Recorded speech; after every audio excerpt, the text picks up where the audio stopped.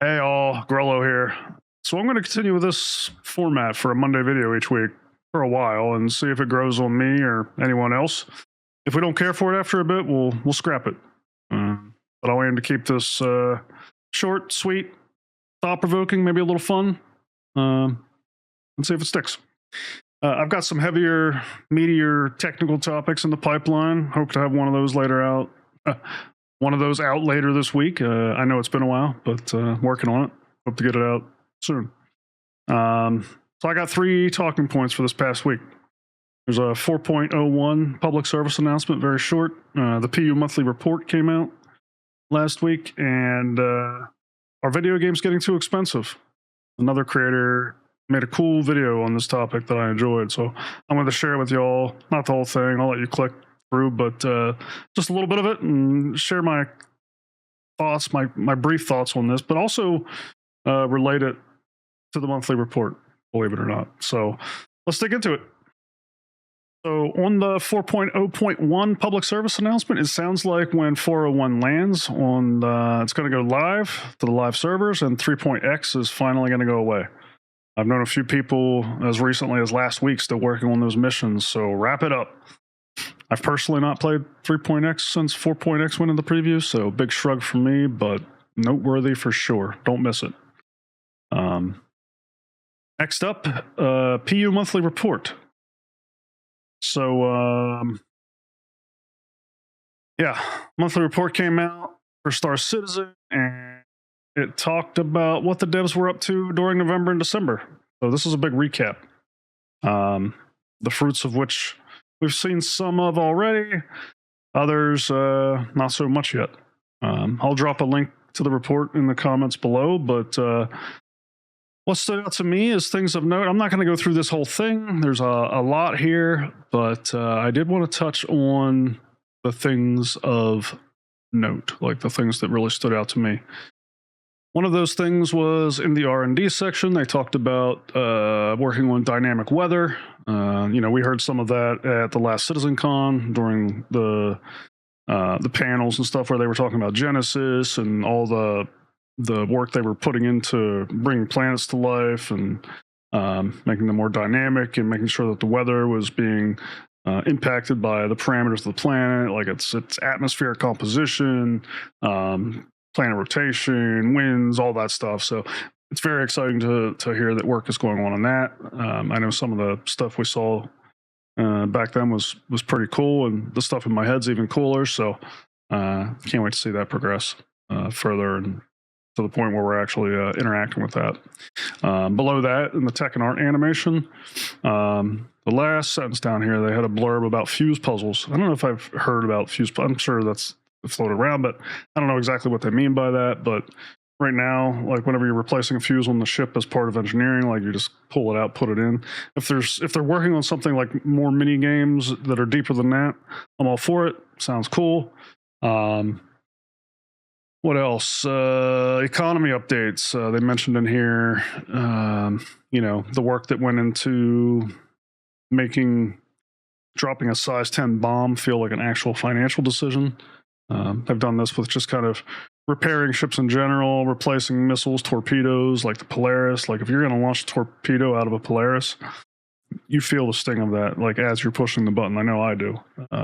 So I think this is all moving in the right direction. I think those things should be decisions and not just push the button. Like I'm glad to see thought going into any type of decision like that, especially whenever what you're throwing out there is powerful, right? Like you got to have some kind of a balance, some kind of a thing that might make you think twice about doing it. In the animation section, they mentioned hacking indoor panels. This was pretty cool to see. Hacking gameplay, they've been talking about that for a long time. So if they're in the stage of making animations for it, that feels like things are progressing, at least to the point where they have a very strong understanding of what they want it to look like. So seems pretty obvious that they're further along than they ever have been. A lot of the rest of this, a bunch of AI work being talked about in the report. Yes, it continues. It will continue to continue. But the most interesting thing I read on this topic was the bit down here about their migration to StarScript. They seem to be migrating from Subsumption and Apollo to StarScript, which sounds like a significant step forward in capabilities for the mission and NPC designers. For those unaware, Subsumption was basically a framework for things like mission building and NPC decision trees and all that. And Apollo was kind of the editor and tooling used by the developers to build things using Subsumption. Things like, to kind of put this in perspective, think of like Swift, the Swift programming language, being like the tool and the framework, and then Xcode being the editor that you use to actually craft things with the language. So it sounds like StarScript is a single branded framework and tool set that will take over all these tasks for developers and designers. Now, in the industry, we often refer to things like this, if I'm understanding this correctly, as DSL. DSL in this context stands for domain-specific language. Of course, I don't know. I don't have Subsumption or StarScript in my hand, but my assumption is it's basically a DSL. A domain-specific language is a language that takes a stronger opinion on things in order to accelerate certain tasks. Unlike lower-level languages like C or C++ or Java, all things you've probably heard of, they remain very light on opinions, if they have any opinions at all, and they don't really prescribe how you do things, and they on purpose don't take these stances in order to be applicable in the widest range of problems as possible. While these domain languages and tooling, they're not designed to solve all problems. They're designed to solve a specific set of problems in a fairly prescribed manner. And since they're built this way, they typically offer much greater speed, right? Like if you were trying to build NPC decision trees and quest paths and all that, like using a generic language like C or C++, like it would take you forever. You'd basically be rebuilding it from scratch every time. So like it's in these cases where you are going to be like the same thing, you're going to be doing the same thing repeatedly a lot. Like these DSLs really, they really stand to speed things up. And I'm sure that like as they're migrating to StarScript, I'm sure the capabilities are going to get bigger, better, faster. I mean, that's why you upgrade your tooling. So hopefully the mission and NPC designers at CIG are feeling like they're getting a huge upgrade as they're migrating to this, and I hope we start to see the benefits of it in the PU someday soon. I often hear people decry investing in tooling like this. It's common on both sides, the consumer and the leadership side. Let me tell you, any devs in the audience, back me up here, but investment in tooling and tech like this is critical for maintaining and improving development speed. We'll talk about this more in a bit because, as I mentioned at the beginning of this video, this intersects with another topic I picked for this week. And that topic is, are video games getting too expensive? This video was put out just a couple days ago by the channel Legendary Drops. I don't know if I've ever seen this guy before, but I really enjoyed this. So be sure to check it out. Like I said, I'm going to put a link in the comments below. I'm just going to play the first minute or two now, and we'll chat about it. So here we go. Recently, a nasty little conversation has reared its ugly head yet again, and it's that the video game industry believes that it's time for games to be $100 or more. Mark my words, if this is the path that the industry chooses to follow, this will likely lead to the largest collapse this industry has ever seen. They think that the layoffs, closures, and canceled games are bad now. You haven't seen anything yet. The players already have a long list of reasons as to why not to buy games today, And you want to go and add an even bigger reason to that list? Likely for the vast majority of players, the reason that will be at the very top of their list. You know, for years now, we've heard about how they think that the video game industry bubble is going to burst because there's just been so much investor interest over the years. The wages have increased, the cost of development and marketing has gone up, and the long development cycles that these games are in, 7 to 10 years in some cases, is just not making these games financially viable. These big AAA, these big shiny AAA games are too expensive to make for such little return. So they've gotten themselves thinking, well, how do we fix this issue? What's the actual problem here? I mean, it can't be that our, leadership is incompetent. It can't be the slop that we've been delivering to the customers. It can't be that we've been over-investing in these projects. It has to be that the customer's not paying enough money. That has to be the solution to this. He's not wrong.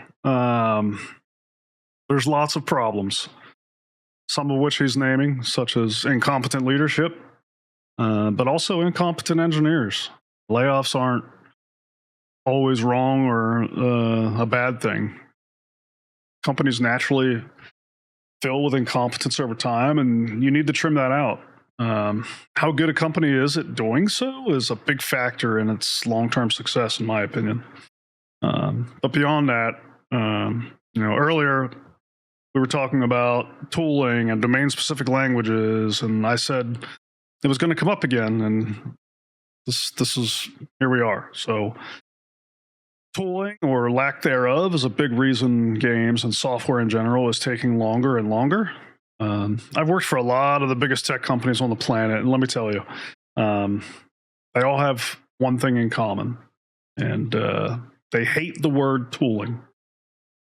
Not everyone and not everywhere in all teams. Like, there's a few that can stomach it, but in general, corporate America marches to the beat of the quarter. And if you want to work on something that takes more than 3 months, you're basically screwed. If you want to work on something that doesn't produce tangible value to whoever is writing you the checks by next month, leadership, the really shitty kind at least, is going to look at you like you have ears growing out of your ass. I'm not kidding. It's absurd. Years ago, tooling was an accepted cost of doing business in this industry. Everyone, at least in my circles, understood that to keep costs down, to keep maintenance minimal, to keep the forward momentum that the team had, you needed to pay the tax. And that tax is tooling. Today, that's not true. You need to deliver value tomorrow. And tools aren't valued. As a development team, you often have to squeeze that kind of work in, like, under the radar. You have to pay down technical debt in your free time. Think about that.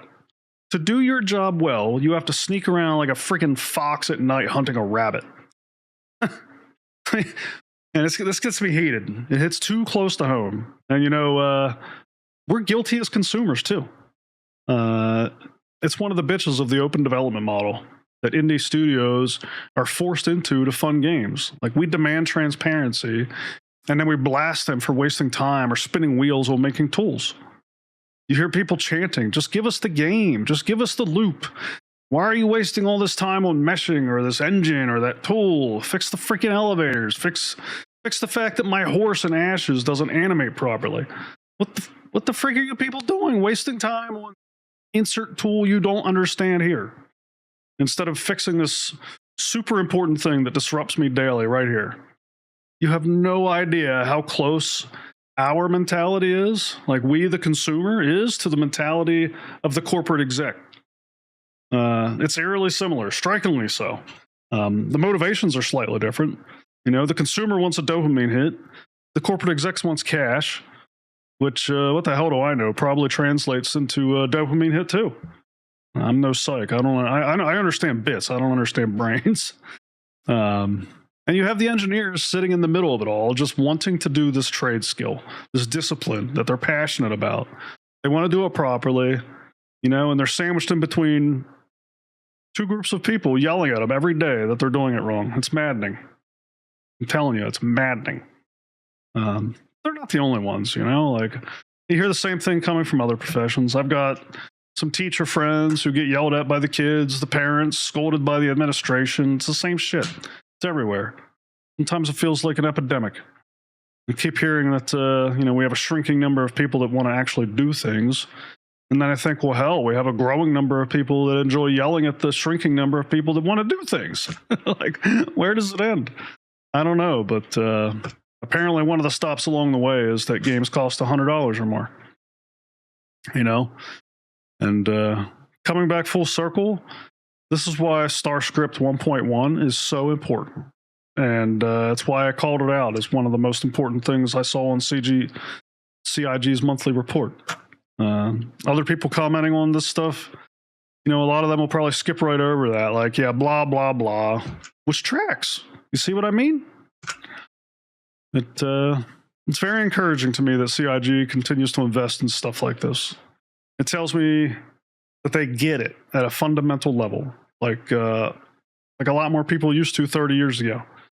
When I see Starscript 1.1 or talks about Star Engine or Genesis or the sound tooling they demoed a while back, like all of it bolsters my view of the project. Kudos to CIG for not being a quarterly driven beast. Kudos to Intrepid too, for not being quarterly driven. Because for me, the big middle finger to that mentality from the guy in this seat. So what are my thoughts on pricing anyway? Well, I'm going to play just another minute or so of this video. The entire video is like 25 minutes long. So if you want to dig into it more, I encourage you. Click the link below, check it out. It's really well done. But I'll play another minute of it here and then I'll answer what my thoughts on this are. So today what we're going to do is we're going to listen to the industry's long list of excuses as to why we need to be paying $100 or more. We're going to watch on as journalists seal clap the industry's death march into oblivion, and we're going to talk about why I think the players aren't going to buy. This isn't the first time we've had to have this conversation. Back in 2023, Capcom's president came forward at an event in Japan and explained that video game prices were far too low even after the price hike up to $70, explaining that video game development costs are 100 times more expensive than they've ever been, and games haven't followed inflation like other industries. And he's not wrong. In 1990, a standard game would cost around $50. Adjust for inflation, that would be closer to $100 today. Yet, even with the price hikes in 2020 up to $70 for AAA games, the reality is that the industry just hasn't kept pace. Over the same time period, from 1990s to today, wages, marketing, and development costs have all skyrocketed. Game studios are spending exponentially more money than they ever did in the 90s or early 2000s, so the profit made on the sale of a single game has shrunk year over year. If we were to adjust in line with inflation from the early days of gaming to today, AAA games would be priced well over $100, maybe even $150 to be able to match today's financial realities. Now, all of that makes sense with nuance removed. However, we don't live in a world without nuance. The fact of the matter is that the vast majority of games that are released today make far more money past the point of sale. Something that didn't exist back when games were being made in the 90s and early 2000s. While they still had merchandise, toys, and clothing and other different things that they could sell, now today, games have DLC, loot boxes, gacha and gambling mechanics, microtransactions, expansions, collector's editions, and more. I'm sorry, but you can't convince me that video game companies aren't making enough money today, or there aren't enough ways for them to make money. However, games journalists and industry analyst Matthew Ball are going to try to tell us otherwise. In an article written by Eddie Mackich titled GTA 6 could cost as much as $100, some hope. Analyst clarifies comments. If Take-Two raises prices to $80 or more, other publishers could apparently follow suit. Eddie writes, veteran investment analyst and researcher Matthew Ball of Opinion has released a gargantuan 219-page report about the state of video gaming in 2025, and some of the presentation looks at how the video game industry could possibly grow in 2025. In a section titled How Player, Playtime, and Player Spend Might Return to Growth, Ball mentioned a variety of opportunities, including Grand Theft Auto 6 costing as much as $100 when it launches this year. Ball said that there is hope among some in the game market that Take-Two will price GTA 6 at $80 or even $100, which could prove as a turning point for the video game industry. This could break a key price barrier and allow developers to raise their prices as well, he said. Before this, a Baldur's Gate 3 developer said a GTA 6 could prompt a shift to more expensive games if Take-Two decides to price it above $70. In a series of follow-up posts, Ball shared further key updates, including... Stop it there. Two things. One, I think it's dumb that video games all try to hit like a certain price point. Like some of those screenshots they showed, like, you know, every game's $59 or $49, or every game's, you know, $69 or $79. Like, I don't understand that. Why does every game have to be the same price? I know not every game is. You know, you go on Steam, you see a variety of prices, but when it comes to like the AAAs, especially, like they all are hitting that same mark. You know, I think there should be more variance, like charge based on the investment and expected reception. If you invested $100 million and you expect 1,000 buyers and you want 100% return, well, do the math and come up with the price. You know, if you're Rockstar and you invested $1 billion and you expect, you know, 10 million buyers and you want a 500% return, well, there's your equation. Obviously, there's risk to factor in and expenses and all sorts of other stuff. You know, that's not my wheelhouse. Just figure it out and charge me a fair price. And to be clear, like, I'm not talking about crowdfunding an entire project like Star Citizen. That's a totally different thing. I'm talking about the sale price of completed software and games. And two, the person in the video here is saying, look, companies are making way more after the sale now. You know, you're making plenty. You don't need to raise the entry cost. And I don't know about you, but I think that's worse. I'd rather see the post-sale income diminished and the upfront cost rise. But that ship's sailed unless we as consumers stop coughing up all the cash for skins and other dumb shit. Like, so if you love this kind of monetization, keep spending, I guess, or stop, and the upfront cost will probably go up. I mean, the market is going to figure this out. We may see swings and we may see backlash, but it won't last long. You know, it'll regulate itself. Systems like this are kind of self-healing. Maybe some big AAA studios fall and upstarts will take their place. It's the way of things. Like, it's happened before, it'll happen again. Going back to my earlier comment about companies filling with bloat and incompetence or whatever over time, like, that's a big part of it. They get inefficient. An upstart comes along and does it better, faster, cheaper. That's how it goes. So I see nothing to doom about. Maybe Rockstar charges $100. You know, maybe some others try it and they fail as a result.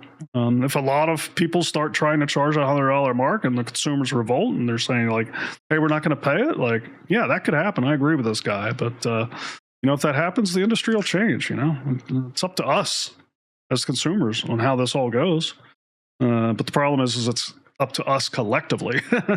We all kind of feel, I think, disempowered at times because, like, our individual decisions don't move the needle.